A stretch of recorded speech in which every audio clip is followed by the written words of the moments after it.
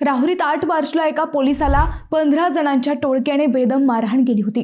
दारूच्या नशेत असणाऱ्या या टोळक्याने फायटर, लोखंडी गज, दांडक्याने एका पोलीस कर्मचाऱ्याला गंभीर जखमी केलं होतं। पोलिसांचा धाक राहिला नसल्याचे या गुंडांनी भर चौकात दाखवून दिले।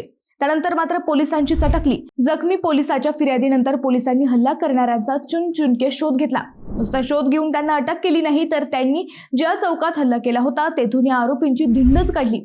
नाशिक जिल्हा कायद्याचा बालेकिल्ला हे रील्स आपण कायमच पाहतो, पण आता अहिल्यानगर पोलिसांनीही या आरोपींकडून कायद्याचा बालेकिल्ला अहिल्यानगर जिल्हा हे बदवून घेतले।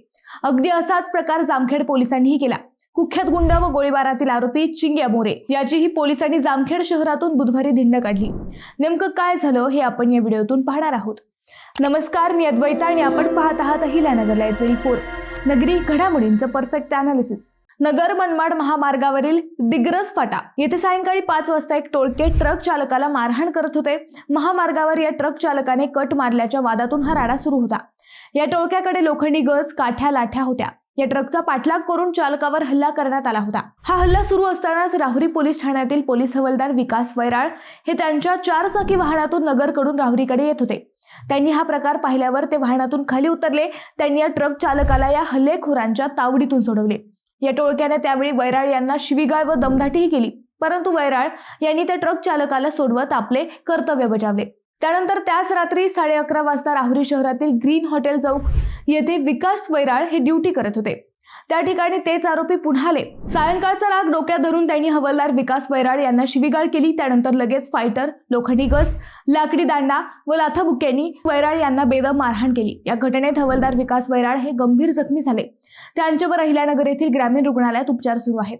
अगदी भर चौकात आरोपींनी ड्युटीवर असलेल्या पोलिसावर हल्ला केल्याने राहुरी शहरात भीतीचे वातावरण पसरले। पोलिसांचा धाक राहिला नसल्याच्या चर्चा सुरू झाल्या। वैराळ यांनी दिलेल्या जबाबावरून राहुरी पोलीस ठाण्यात आरोपी खंडू वसंत काळे, वैभव बाबासाहेब तारडे, संतोष अंकुश काळे तसेच महेश निमसे आणि अनोळखी 11 जणांच्या विरोधात गुन्हा दाखल करण्यात आलाय। पोलिसांवरच हल्ला झाल्याने पोलिसांमधला सिंघम जागा झाला। वैराळ यांना झालेल्या मारहाणीचा व्हिडिओही प्रसार माध्यमांमध्ये व्हायरल झाला। त्यानंतर पोलिसांनी तातडीने तपासणीची चक्रे फिरवली। खंडू काळे, वैभव तारडे, संतोष काळे यांना ताब्यात घेऊन गजाआड केले। 10 मार्चला या तिन्ही आरोपींनी जेथे पोलिसावर हल्ला केला होता तेथे आरोपींची धिंड काढण्यात आली। राहुरी शहरातील मुख्य रस्त्यावरूनही या तिन्ही गुंडांना फिरवण्यात आले। हल्ला केला तेव्हा ते आरोपी मद्यधुंद अवस्थेत होते असं सांगितले जात आहे। अगदी असाच आक्रमक पवित्रा जामखेड पोलिसांनीही घेतला। जामखेड शहरात स्वतःला भाई म्हणवून घेत दहशत माजवणाऱ्या चिंग्या मोरे या गुन्हेगाराविरुद्ध पोलिसांनी आता आक्रमक पवित्रा घेतला। बीड रोडवरील न्यू कावेरी हॉटेलवर गोळीबार करण्यासह अनेक गंभीर गुन्ह्यात सहभागी असलेल्या कुख्यात गुंड अक्षय उर्फ चिंग्या मोरे याची जामखेड पोलिसांनी शहरातल्या मुख्य रस्त्यावरून धिंड काढण्यात आली। खून, खुनाचा प्रयत्न, मारहाण, दंगल, दरोडा, खंडणी आणि आर्म्स ऍक्ट असे गंभीर स्वरूपाचे 10 पेक्षा जास्त गुन्हे चिंग्यावर दाखल आहेत। सोमवारी दुपारी पोलिसांनी चिंग्या मोरेची धिंड काढली। या कारवाईद्वारे गुन्हेगारांच्या मनात पोलिसांचा धाक निर्माण करण्याचा प्रयत्न करण्यात आला आहे। पोलिसांची ही कारवाई स्वागतार्ह आहे का? मित्रांनो, तुम्हाला या विषयावर काय वाटते हे आम्हाला कमेंट करून नक्की कळवा।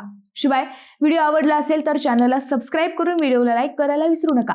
पुन्हा भेटू नव्या विषयावर, तोपर्यंत धन्यवाद।